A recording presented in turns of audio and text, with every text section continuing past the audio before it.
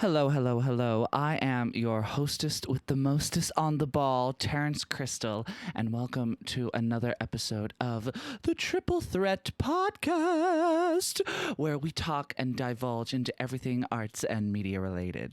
Now, usually I would have a guest with me in this because every episode I get one of my friends or a fellow colleague to come join me on the podcast and we talk about everything media, everything film, TV.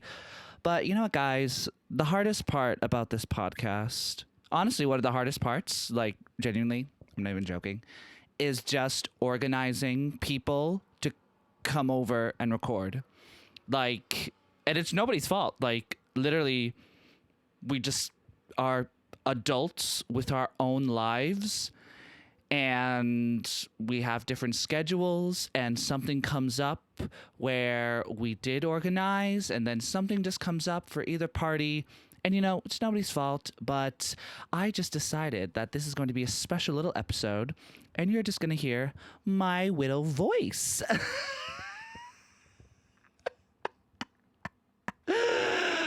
My widow voice. I'm wittily hitting the gwitty. Speaking of that, like, I don't think there's been a meme that has transcended to like global sensation than wittily hitting the gwitty. Because I see people from America and I see people from the UK using it. And I'm sorry, but the humor between even the UK and America, and I know there's more countries than UK and America, but their comedy is just so different that literally both British kids and American kids are wittily hitting the gwitty. That I think that meme has transcended, and I really appreciate that. So let's get into this. Now, for this special episode, since it's just me, I am going to give a big, fat, fucking spoiler review for 3 pieces of media that I have consumed over the past couple of weeks. And I know this is my first episode in like a while. Guys, how have you been? Are y'all good? Because I'm good. I've been good. Yeah, I've been actually very good. Like, I feel like I've been, you know, working out. I've been going to my muggle job. For people who don't know what that is, that's when you're an actor and you're not getting the gigs, you're not getting the CV filled or the coined or the auditions. So you have to do something to earn money. So I'm working at, like I said in a previous episode, I think, that I work at a cafe in Chelsea. I've been working there, and that's been nice. You know, hospitality has its ups and downs. Mostly it's downs because, you know, people don't like to treat hospitality workers with respect or anything. It's, wait, I'm trying to think of, like, just an instance where, yeah, there's just been a couple of times where I don't think people realize that hospitality workers are humans too. They just see service, if you get what I mean. Like, I've had so many times where people like just talk to you in a way where it's like, if you talk to me like this, like I was your friend or a colleague, then we wouldn't be friends or colleagues. Like, it's incredible that, like, I don't know, veil of like rudeness that some of these customers just give to you just because you're serving them coffee. Now, I do think it's a generational thing because I feel like now it's not always a generational thing because I do have young people who are rude as fuck. But most of the time it's older people who are just looking for a service. They don't want to like have any banter, or they just see you as hi, here's what I want, deliver it to them, here's the payment, goodbye, like nothing else. Then there are other people. I've had really nice customers. Like, I have this woman, sorry, I don't know why I'm going on a tangent, but I have this woman, and even thinking about her could make me cry. She's this small older woman. I think she's in her 70s, and every day, like not even every day, like I see her like 3 times a week. She wears this big purple fur coat and a fur hat, and she has like a mascara on to the nines, and she is completely makeup, like she looks like a drag queen, and she is the sweetest woman ever. She'll come in, and I'm just like, hello. And I don't even know her name. I feel so bad, but I don't know her name. And she comes in, and she just sits down. She orders tea and just a pastry and just watches everyone. She doesn't go on her phone. She just sits there, and she's just so lovely. And she makes my heart like, and she means the world. It's customers like that make me happy I work in hospitality. But enough about hospitality and enough about the suffering lives of actors. But yes, this has been my first episode in ages because, like I said before, it's just organizing people. And I've been actually quite just busy myself. Like, that's why life has been good. I've just been busy. And I've kind of taken... because I feel like I have to work all the time or else I'm not accomplishing anything. I'm not achieving anything. But then I actually kind of like took a moment and actually said, no, you've done so much this week, even if it's just the little things that, you deserve to like sleep in. You don't have to like get up at the crack of dawn and start doing stuff. You deserve days where you can just do nothing the entire day. Like, don't feel like you have to be at 90 the whole entire time. You can have days where you're at a 10. So that's where I've been. So, yeah. And to any of the listeners who's been wondering where I am, I'm back, and thank you for listening. Now, today I am going to talk about 3 different things. And like I said before, I'm going to be spoiling all of them. Now, the first thing I'm going to talk about is a Whittle song that came out earlier this year and was like a #1 hit. And honestly, I didn't listen to it at the like... See, here's with me. Because usually I'm quite... I sound so old saying this.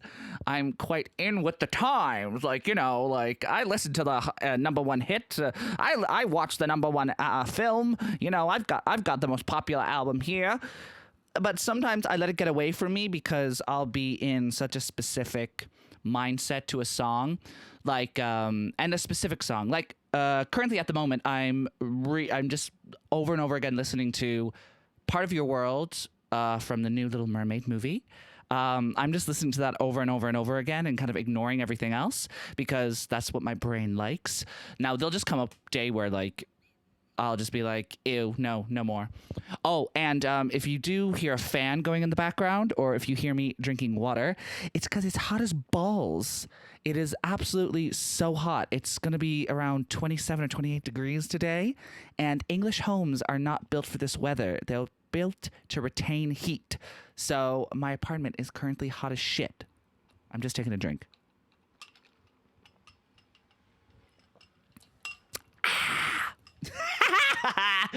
There's some ASMR sounds for you ASMR lovers there.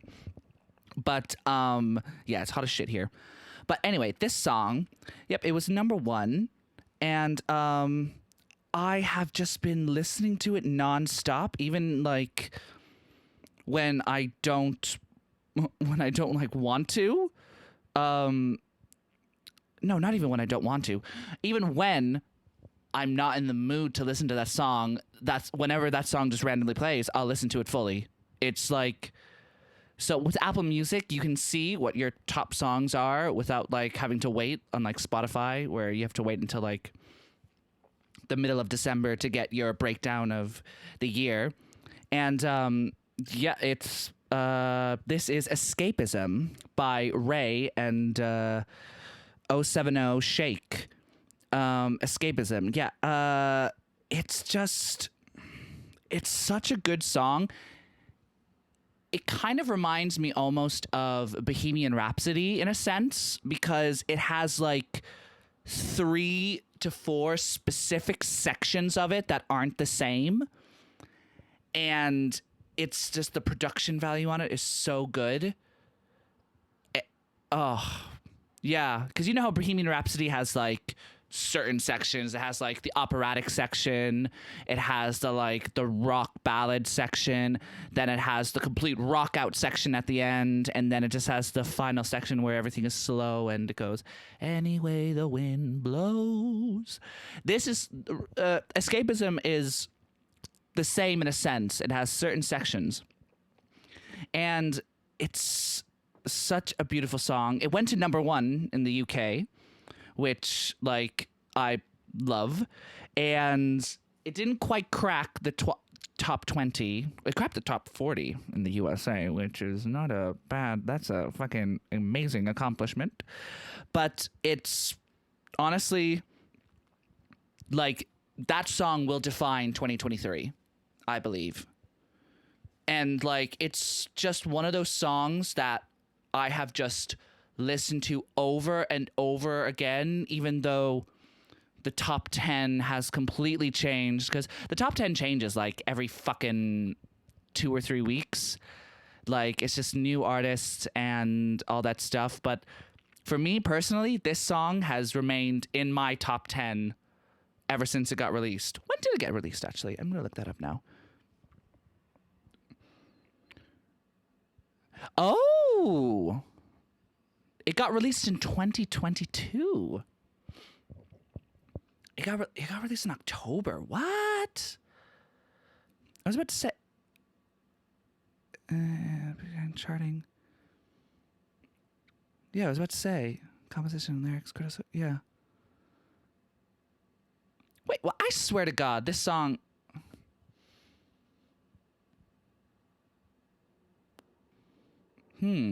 That's interesting. Okay. Because I remember it went #1.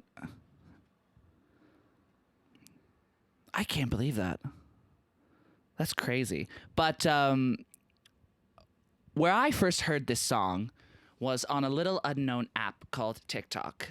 Now, if you don't know what TikTok is a cesspool of information, stupid memes, and songs. Like, I think that analogy best describes it. And I think it got popular because there's a certain line that I think is fucking iconic. And it goes, it's at the beginning. A little context if you care to listen.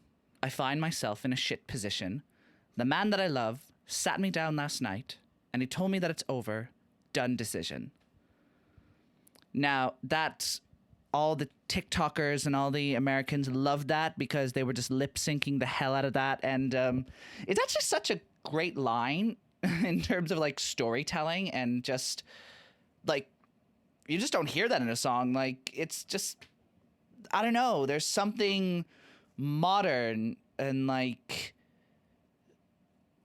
and it's just such a unfamiliar and almost like obscure like beat to it. It's like the beginning of the song is like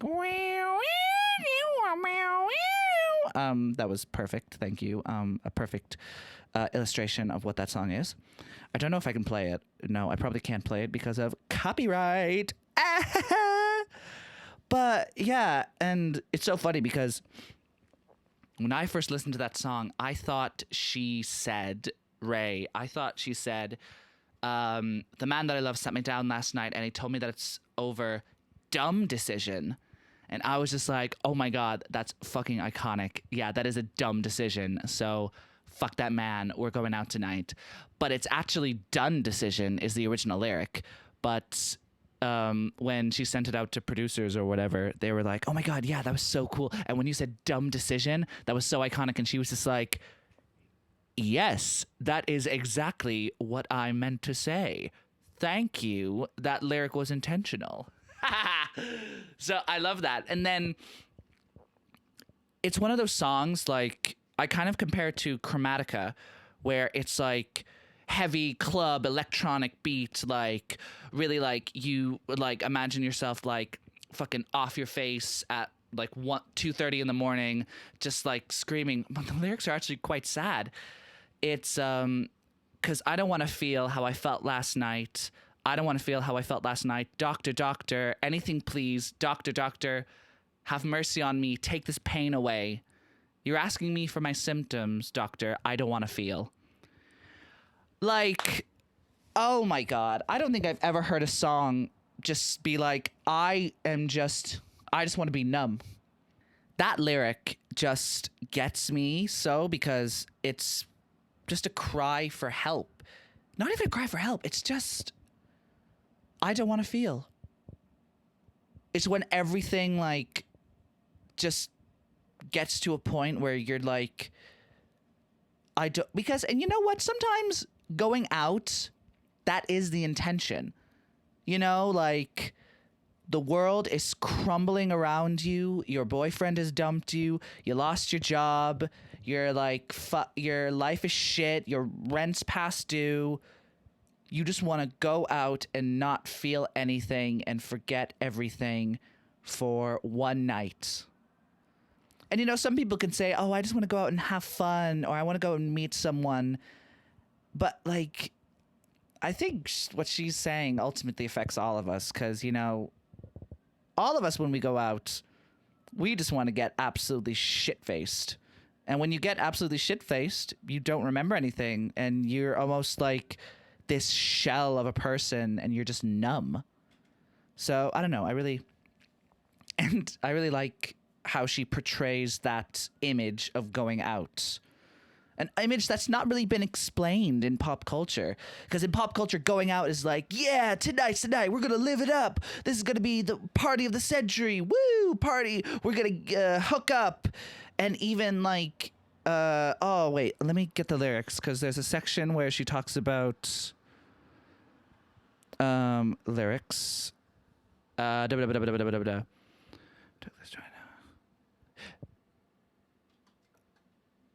Yeah, there's a lyric where she talks about like hooking up with a guy, and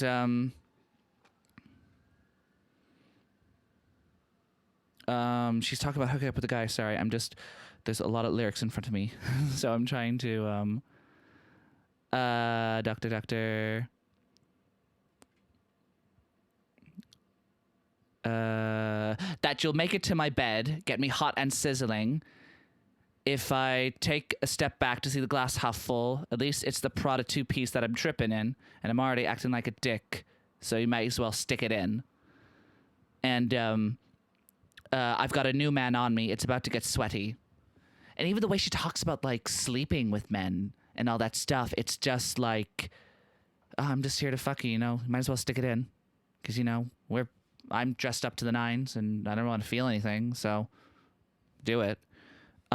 Which is, it's such a modern approach. It's such a modern approach without being cringy, if you know what I mean, to going out.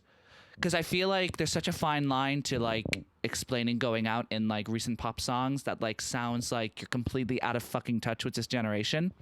This one is like, this is the shit that happens. Like even the chorus, I love the chorus. Just a heartbroken bitch, high heels, 6-inch, in the back of the nightclub, sipping champagne. I don't trust any of these bitches I'm with. In the back of the taxi, sniffing cocaine. Drunk calls, drunk texts, drunk tears, drunk sex.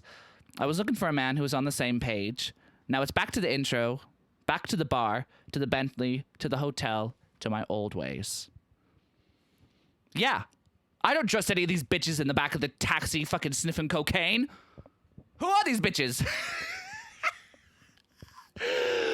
But like it's true. Like it's like even if you're like with your best friends and like even if you're with your best friends, you would not trust them if they're like off their face on cocaine or like in the back snipping champagne. Like also champagne and cocaine being rhymed, iconic.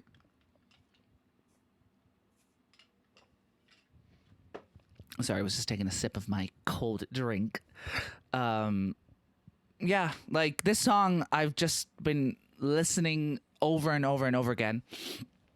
And actually, fun fact, I'm listening, and I think it got popular on TikTok, and now I can only listen to this version. I listened to the sped up version of this song. The sped up version was popular on TikTok, and it's at a certain beat where I just really like it. And because the original song is actually quite a long song. It's like 5 minutes. Now, for a number one song to be 5 minutes long is quite, like, that's quite wow. Like, we haven't seen that since Taylor Swift, All Too Well.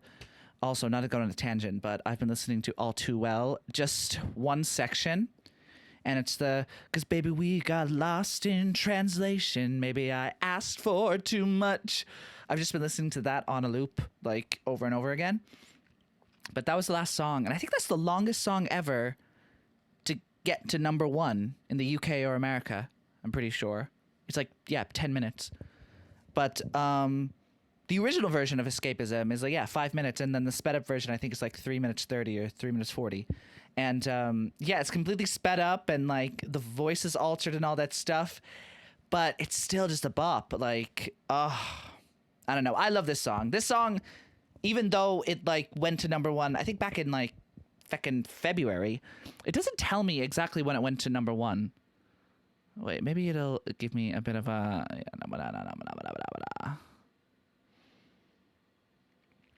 Escapism. Ray. Oh.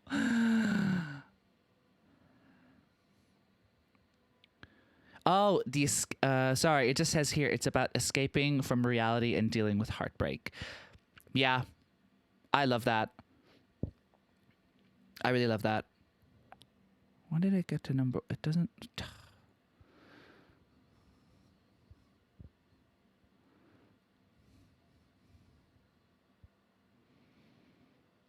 Oh, wait a minute. Oh, it did.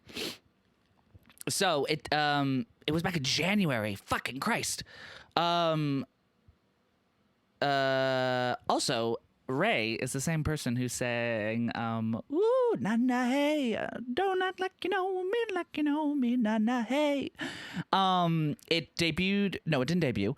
It got to number one in January of 2023. Though that it got number one then. It was most popular then, and then I think I discovered it in like March or April. And my friend Megan, shout out Megan, like really introduced me to it, and I was just like, oh, this song is so cool. And the music video is fucking incredible.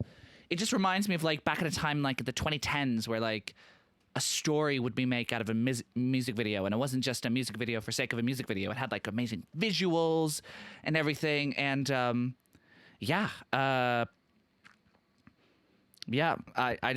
loved it. And it truly does show the power of TikTok. Like if you like, because random songs will just get like so popular. Like I remember at one point there was just one section of like a Heathers song from the musical Heathers that just got popular and trending on TikTok for like 3 weeks. And then random songs will just get like so popular. And now you can see nowadays fucking artists are trying to copy that success. Like, for example, Meghan Trainor with I Made You Look. Now that song is good, but it's really short and it has like a catchy like hook of a chorus that you can do a dance to. Now, I'm sorry, but she deliberately did that because she knew she could do numbers on TikTok because her and Chris Olsen are like best friends. And I actually believe they're best friends. Like, I don't think it's just for clout. I don't like that fucking narrative. I think it's stupid. But no, this song, Escapism, I'm still listening to it. It's still amazing. And if I hear it a night out, I freak the fuck out. And it's just such an amazing song. Like, my experience of it when I first listened to it with my proper headphones on, it was euphoric. It, like, gave me eargasms. Oh, there was, like, certain harmonies and just, like, certain parts that would just get you. And just the breakdown at the end where she's just riffing into the night. It's just incredible. And, like, every other thing I review here, I give this song a 10 out of 10. Like, listen to this song. This song is just amazing.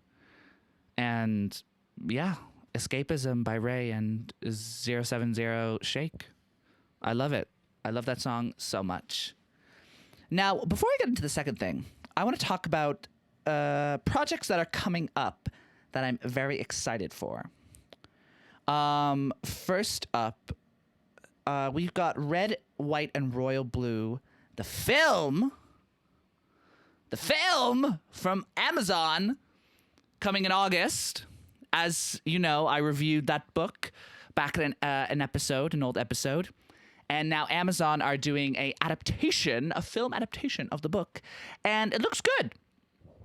I saw the photos from the set, and I have faith, you know? I think that hopefully they'll be able to do a faithful adaptation. And what I like about it is that they really nailed the look of the guys, of Henry and I can't remember the second guy's name. Of the main two guys, they really nailed the look and age. Because in the books, they're both 22, 21 or 22. Like, it's like their first year of college. First year of college? No, probably. I think actually last year of college. Yeah, because in America it doesn't. Well, I mean, in England this is the same. What fucking time do you start college? Oh yeah, you start college at 18, and then 19, 20, 21. Yeah, 3 or 4 years. That's like 21, 22. Yeah, so they're at the end of college, and they actually look like they're 22, whatever age they are, which I really like. Because I thought they were either going to get actors that looked really young or actors that looked too old. And it's a good mix. But I'm very excited about that. That's coming out in August. And then we also have Heartstopper Season 2. Woohoo! Coming out in August, which I'm very excited about for obvious reasons. Because gay. I'm very excited about that. And yeah, season 2 of Heartstopper. I don't know how they're going to do it. Like, I talked about this before with Ellen. Yes, Ellen. So my mind sometimes go, oh yes, Terrence, remember that specific moment of a song that you listened to in 2008 when you were in this specific area? Yeah, remember that for the rest of your life. Terrence, remember what you had to eat yesterday? Nope. No, I don't. I genuinely don't remember. Like, honest to God, my mind just picks and chooses. Like, that's what having an ADHD brain is like. You just forget shit that you don't even know you forgot. But I talked about it with Ellen. And so what I really liked is that in the first season, it's obviously book 1 and book 2 put together into one season. Like, the major plot points are from book 1 and book 2. So what I'm thinking is, I hope that season 2 is an amalgamation of book 3 and book 4, but I don't think it will be, because there's a lot of shit that happens in book 4, like a lot of like poignant plot points, and sorry, I'm just so popular. I'm getting so many texts. No, oh my God, it's 28 degrees. Ah! Okay, sorry. Yes. So because they're like, sorry if I'm spoiling Heartstoppers, but there's so much that happens in book 3 and 4 that I think you can get really one season out of just book 3. I don't know, unless they add new stuff, like. Because there was stuff in season 1 that they did from book 3. Like the whole Tao finding out about them only happens in book 3, but they did it in season 1. So that's a plot point they can just get rid of. So I don't know. Well, then that would make sense, because Alice Olsman they are releasing 2 more volumes, and that's it. That's the final. So it would make sense if season 1 was book 1 and book 2, season 2 is book 3 and 4, and then season 3 is book 5 and 6. But I don't think that's going to happen. I think it's going to be 4 seasons.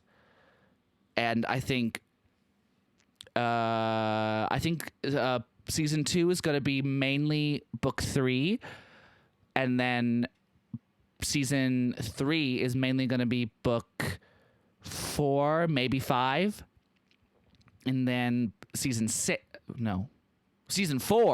is going to be mainly half of 5, all of 6. I think, anyway. But yes, I'm very excited about that. I'm very excited to see how they do it, because book 3 and 4 are a lot darker and deal with more like mature themes than season 1. Not that season 1 didn't deal with mature themes, but no, yeah. Then what else am I excited about? I'm also very excited because Elemental, the new Pixar film, is coming out in July in the UK for some fucking reason. I always hated I remember when growing up, especially growing up in Ireland, like for some, I don't know why this is a thing. Someone please explain to me. I don't know why, but films get released in the US and then it could be literally 6 weeks or like 7 weeks until that film is released in the UK or in Ireland. I never understood it. I was just like, why is it like just distribution rights? It must be something like that. So Elemental is being released in America this weekend, but it's not coming out in the UK until July 8th. Now, I know that's not too crazy, but I'm still just like, oh, for fuck's sake, I want to see it. I don't want to have it spoiled for me on TikTok, because I know it looks like that kind of movie that will get popular on TikTok because of its cute romance. But I'm very excited for that because I am a Disney adult, and not only just a Disney adult, I am a Pixar fanatic. Down the pipeline of this podcast, I'm going to have a special guest on, and we will talk about our history with Pixar and how it's affected us growing up. So I'm excited for that episode. So I'm very excited for Elemental. I think it looks really good. It looks like it's like Romeo and Juliet, but Pixar. So I'm really excited about that. And what else? Oh, Barbie. I don't have to explain. Barbie, yes, I'm very excited about Barbie. I cannot wait. Come on, everyone. Barbie Oppenheimer. Let's go. Double show day. But here's the question to everybody. Which film are you going to see first on July 21st? For me, I am going to do Oppenheimer first and then Barbie. Because I feel like Oppenheimer, like dark, depressing, nuclear warfare, you need to have that first. 3 hours, may I add. Because films need to be 3 hours. Christ. My God, 3 hours. Well, I don't know. Because I'm my own fucking enemy. Because I'll watch like 7 hours of TV film back to back and be like, woo! But then when a movie's 3 hours, I'm just like, come on. But then when a movie I really love is 3 hours, I'm just like, yay, more! So, I don't know. Sometimes 3 hours works, sometimes it doesn't. But yes, you watch Oppenheimer first to get the depression out of the way first, and then you watch Barbie to get rid of the depression and to get Barbie, you actually might get more depression. Do you guys ever think about dying? Oh, it's so stupid. But I'm very excited. Greta Gerwig, my gal, love you. Lady Bird, fucking Little Women. You've done no wrong. You can do no wrong. So I'm very excited about Barbie. Now, let's go into our second thing today. We are going to talk about the most critically acclaimed film of the year so far, as of, what's today's date? Today's the 13th of June. So as of now, this is the most critically acclaimed film of the year. It is one of the most successful box office films of the year. It's the most universally acclaimed with critics and audiences. And it's one of the most popular films of the year. This film is Across the Spider-Verse. Oh. Now, where do I begin? Across the Spider-Verse is the sequel to Into the Spider-Verse that was released in 2018. This film focuses on the Spider-Man of Miles Morales and his journey into becoming Spider-Man, being taught by other multiversal spider people and traversing the tumultuous acceptance of being Spider-Man. Now, the 2018 Spider-Man. Now, I think personally, the 2018 Into the Spider-Verse is one of the best films, if not the funniest film I've ever seen. And it's also one of the best comic book movies of all time. So much so that it went on to win the Academy Award for Best Animated Feature Film, being one, I think, of only, I think, 3 or 4 films that have won the Oscar that have not been Pixar or Disney. So, you know, to beat out Disney, and especially that year when it was The Incredibles 2, that's quite a strong feat. So Across the Spider-Verse is the continuation of the story where we see Miles Morales discover that there is a headquarters of spider people from different dimensions who band together to try and protect the multiverse. And he meets new spider people across the way. There is, I can't remember the name specifically, but there's Hobie Brown, who is Spider Punk. And then there's an Indian spider person who is hysterical, and I love that character so much. And yeah, they just discover new things. Off the bat, this film was a brilliant sequel. It's really took what made the first one so great and just elevated it. The film is longer. The animation style is so unique and just incredible, and really pushing the forefront of animation to being a legitimate art style and not just a genre. And even then, the story itself is so poignant and so incredible, and the twists and turns. So in the film, Spider-Man is Miles Morales is introduced to a new villain called the Spot. And the way the Spot is portrayed and introduced is very interesting. Just long story short, in the first Into the Spider-Verse, Miles Morales hits a scientist with a bagel, and that's the scientist that becomes the Spot. Because when Miles Morales blows up the multiversal machine in the first film, he is transmutated into the Spot. And it's quite funny how this D-list villain, who Miles calls a villain of the week, gets so enamored with being called that he's like, you know what? Fuck you. I'm going to become your worst enemy. And he does, and he becomes this horrifying figure with these amazing multiversal powers. And he has to try and stop him. So he goes to different dimensions, and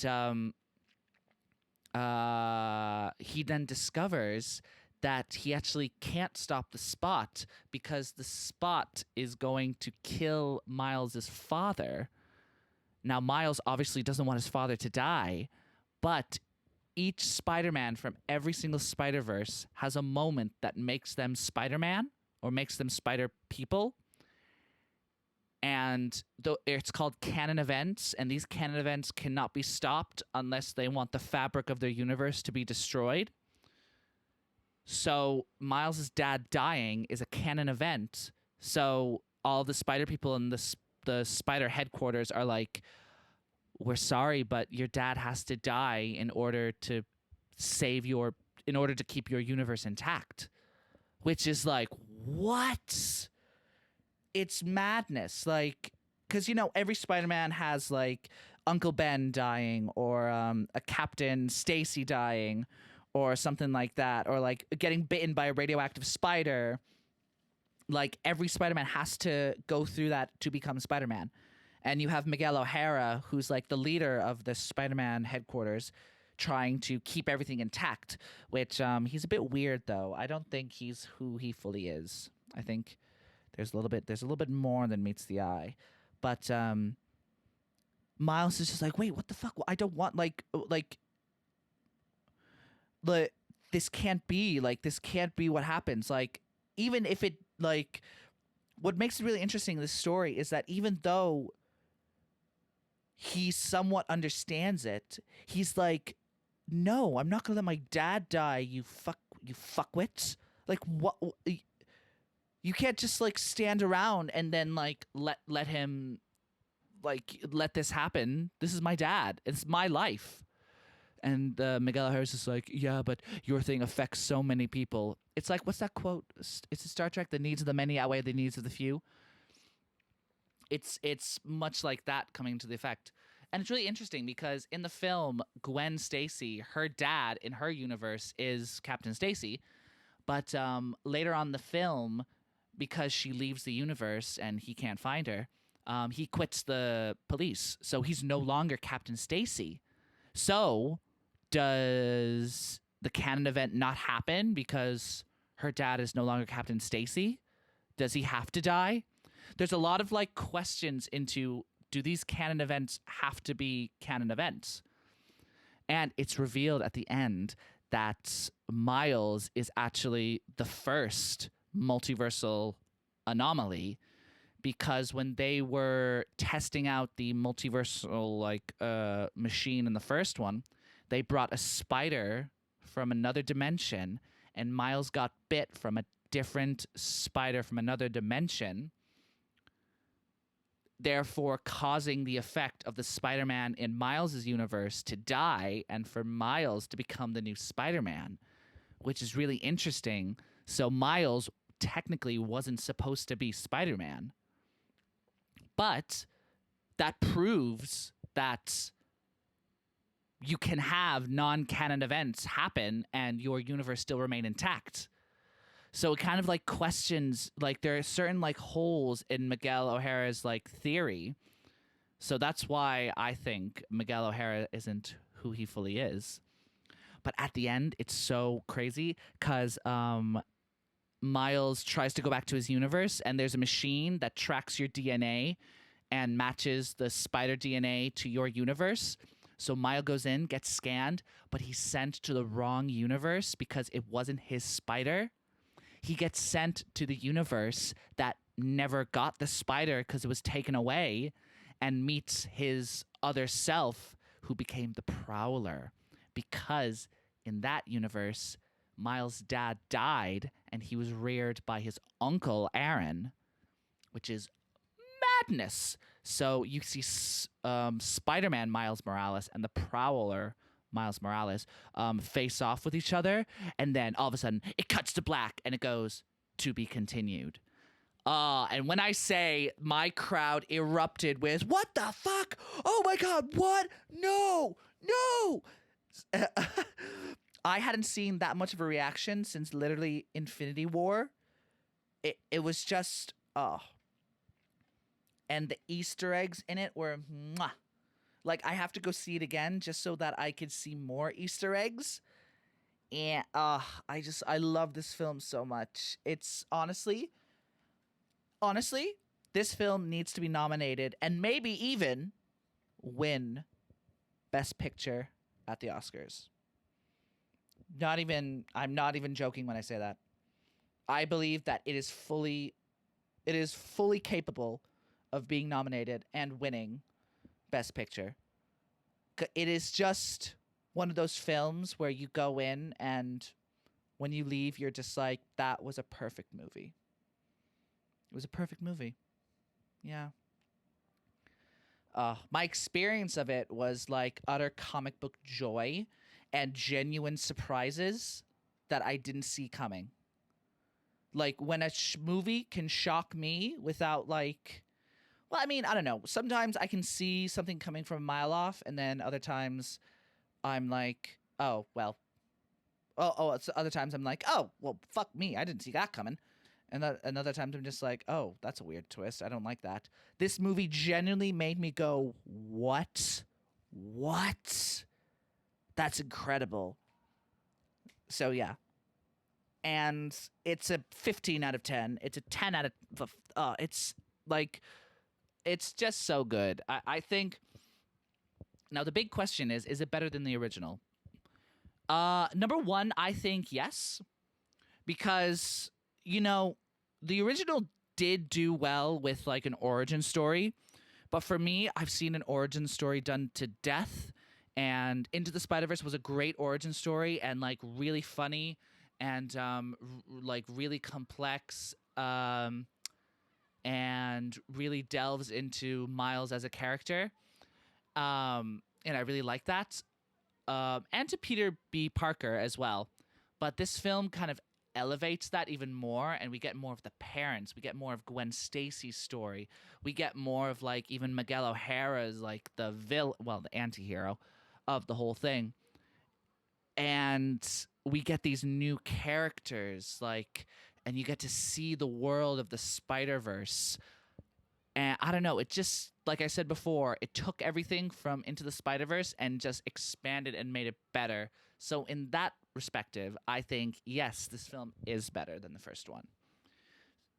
So yeah, Across the Spider-Verse, go see it in a cinema on the biggest screen you can. It's just simply the best. Now,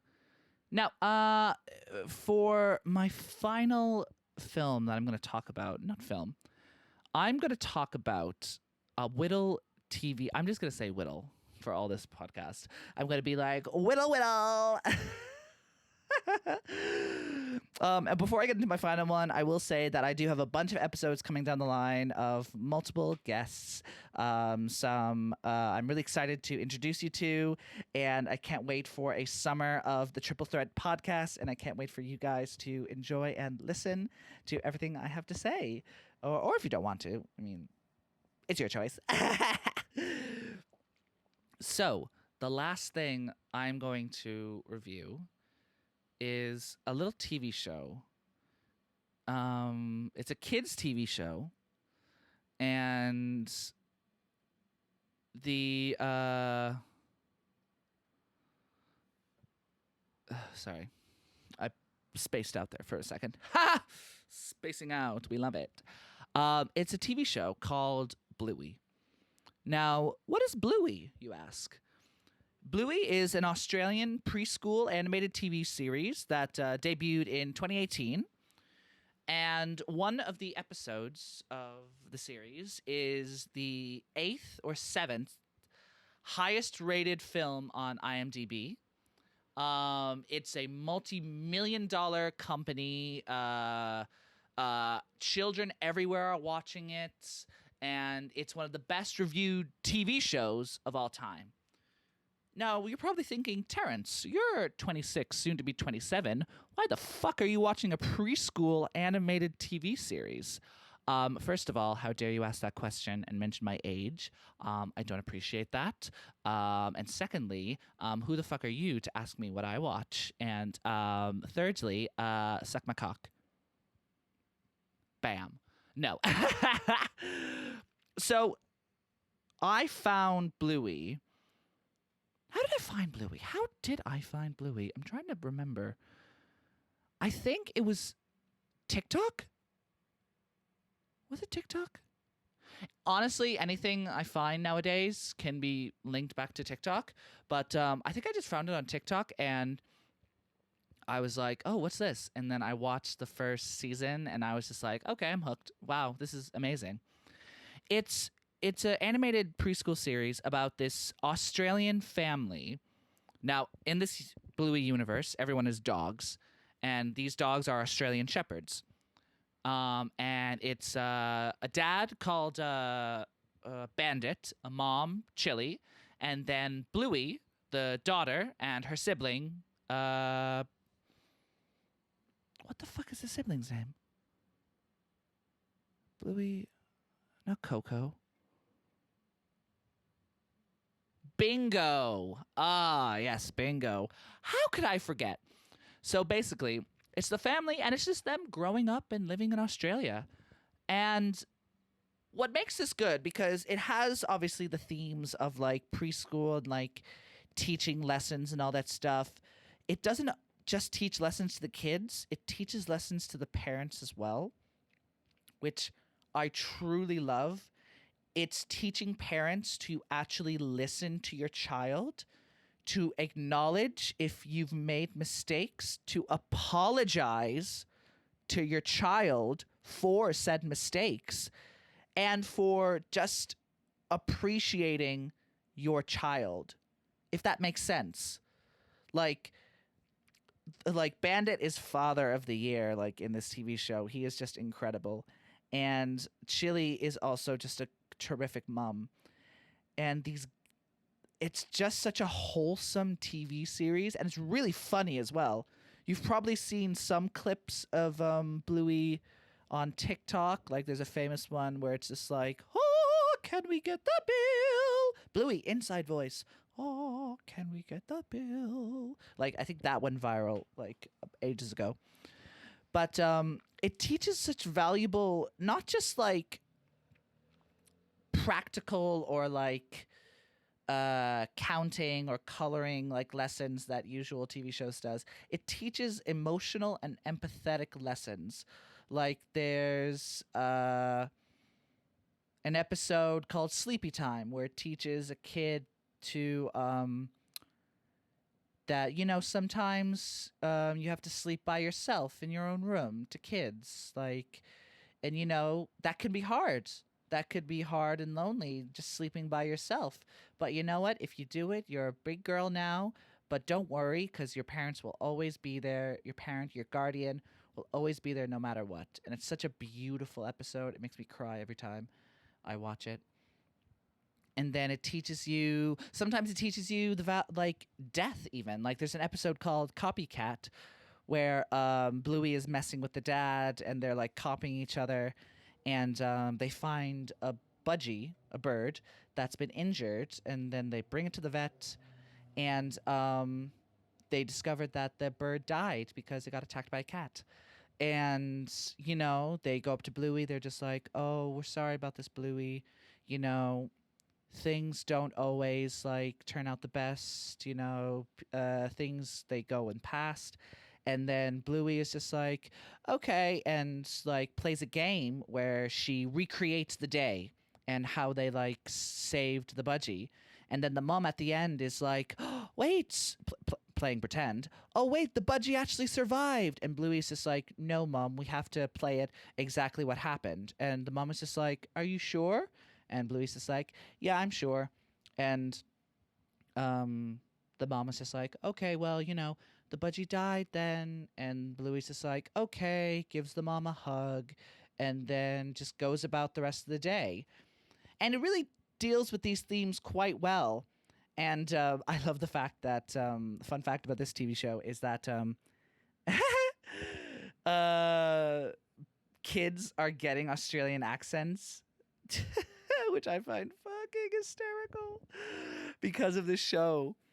And it's one of those shows where you don't have to be fully invested to like enjoy it.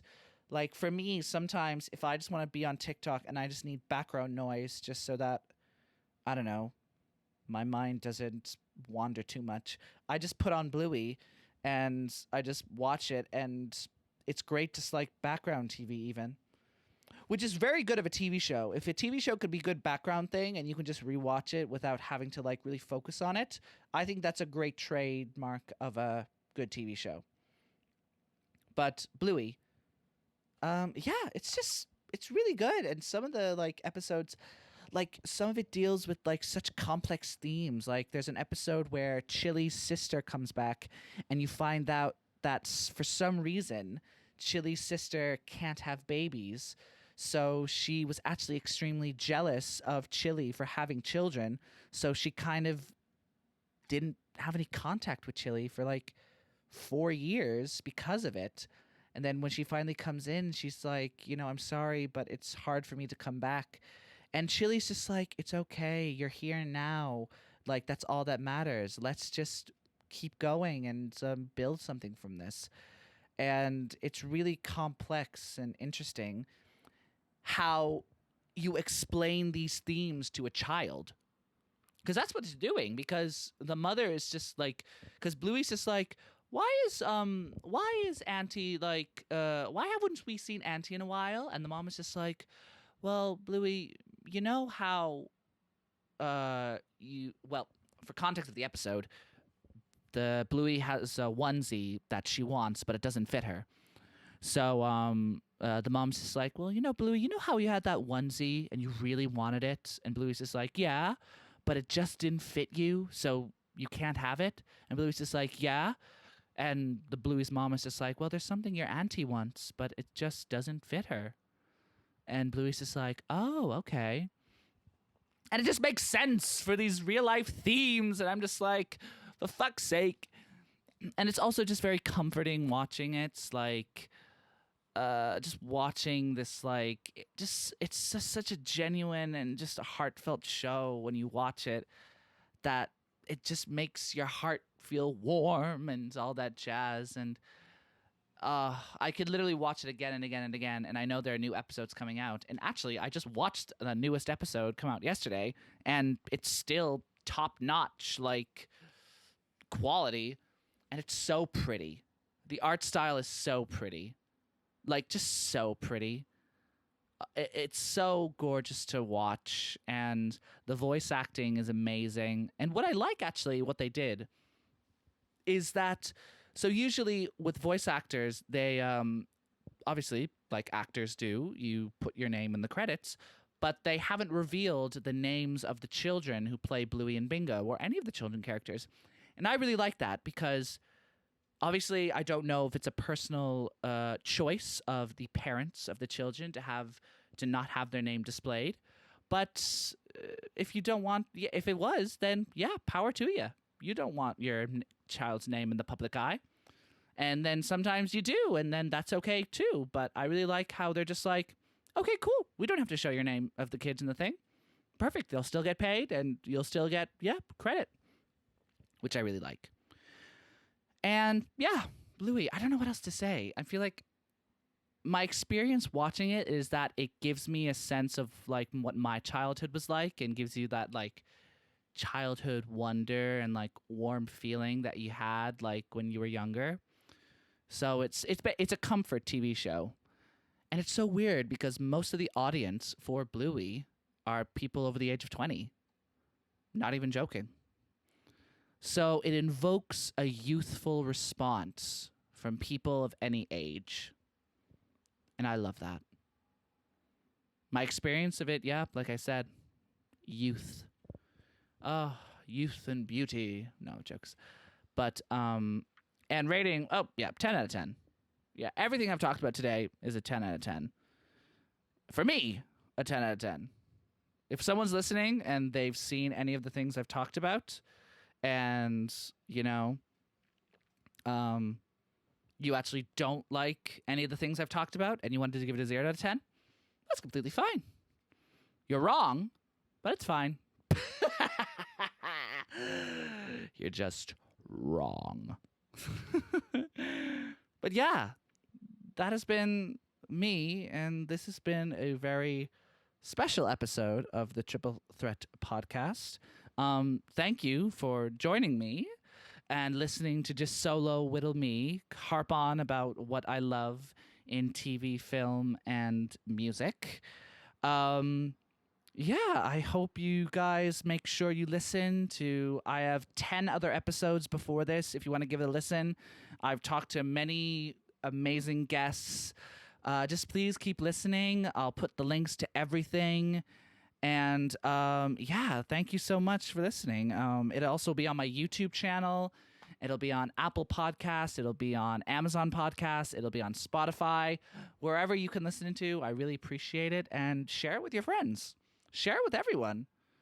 Yeah. Oh, Margaret, I know a podcast about this annoying Irish-American guy who talks about films, and he's kind of funny. Here, give it a listen. Give it a listen. Sorry, I'm patting myself on the back a bit too much there. But yeah, share it with everyone. And thank you so much for listening, and I'll see you soon. that is a police car going through Peckham. So I hope you guys enjoy that little soundbite. I'll see you soon. Goodbye.